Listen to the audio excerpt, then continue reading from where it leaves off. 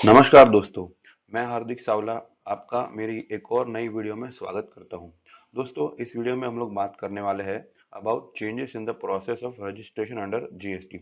जी हाँ दोस्तों, हाल ही में एक नया नोटिफिकेशन आया है जिसके तहत अब जीएसटी रजिस्ट्रेशन के प्रोसेस में कुछ चेंजेस किए गए हैं, कुछ एडिशनल वेरिफिकेशन ऐड करे गए हैं।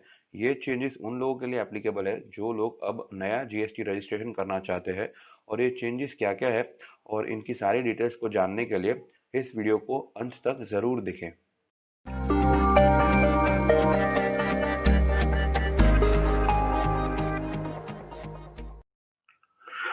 तो दोस्तों, बात कर लेते हैं कि क्या नए चेंजेस आए हैं जीएसटी रजिस्ट्रेशन प्रोसेस में। दोस्तों, आपको ये बात जानकर हैरानी होगी कि अब तक के जीएसटी रजिस्ट्रेशन के प्रोसेस में आधार नंबर होना अनिवार्य नहीं था। जी हाँ दोस्तों, अब तक के जितने भी लोगों ने जीएसटी नंबर लिया होगा, उनके जीएसटी के एप्लीकेशन में अगर हमने आधार नंबर नहीं भी डाला होगा तो भी उनको जीएसटी नंबर मिल चुका है। लेकिन अब नए रेगुलेशन के अनुसार, जो नया नोटिफिकेशन आया है उसके अनुसार आधार ऑथेंटिकेशन इंट्रोड्यूस किया गया है। इसके अनुसार अगर आप कंपनी के डायरेक्टर हो, या फिर अगर आप पार्टनरशिप फर्म के पार्टनर हो, या फिर अगर आप एचयूएफ के करता हो, या फिर आप इंडिविजुअल हो, एक प्रोप्राइटर हो, आपको अपने जीएसटी नंबर को प्रोसेस करने के लिए ई केवाईसी ऑथेंटिकेशन करना पड़ेगा, जिसके तहत आपके आधार कार्ड के ऊपर जो भी आपका मोबाइल नंबर रजिस्टर्ड है, उस रजिस्टर्ड मोबाइल नंबर के ऊपर एक ओटीपी जाएगा और वो ओटीपी डालने पर ही आपका एप्लीकेशन जो है वो फर्दर प्रोसेस के लिए भेजा जाएगा।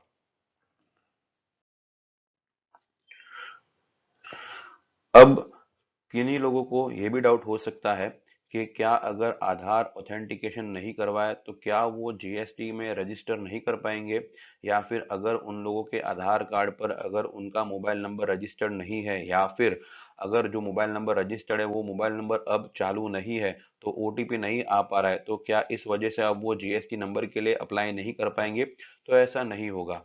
जो लोग आधार ऑथेंटिकेशन नहीं कर पा रहे हैं किसी भी वजह से, चाहे उनका मोबाइल नंबर रजिस्टर्ड ही ना हो, या फिर हो सकता है कि उनका मोबाइल नंबर बंद हो गया हो, या फिर किसी और टेक्निकल इशू की वजह से अगर उनको आधार ओटीपी नहीं भी आ रहा है, तो भी वो अपने जीएसटी एप्लीकेशन का सबमिट कर सकते हैं।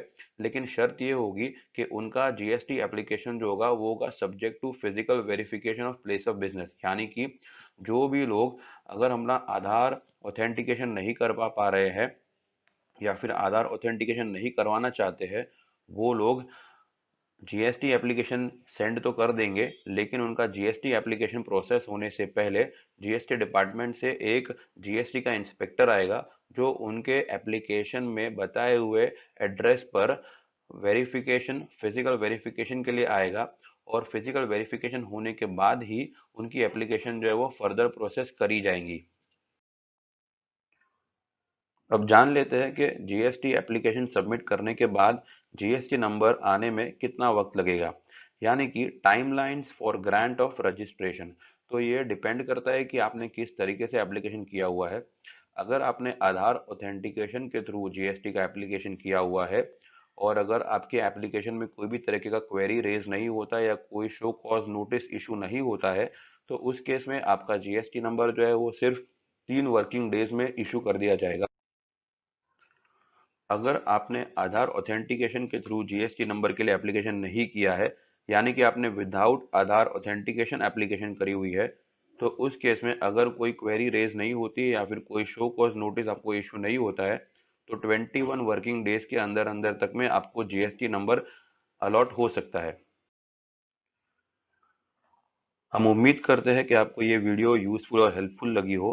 अगर आपको ये वीडियो पसंद आया हो तो कृपया इसको लाइक करें, शेयर करें, और ऐसी ही और इन्फॉर्मेटिव वीडियो को पाने के लिए हमारी चैनल को सब्सक्राइब करें।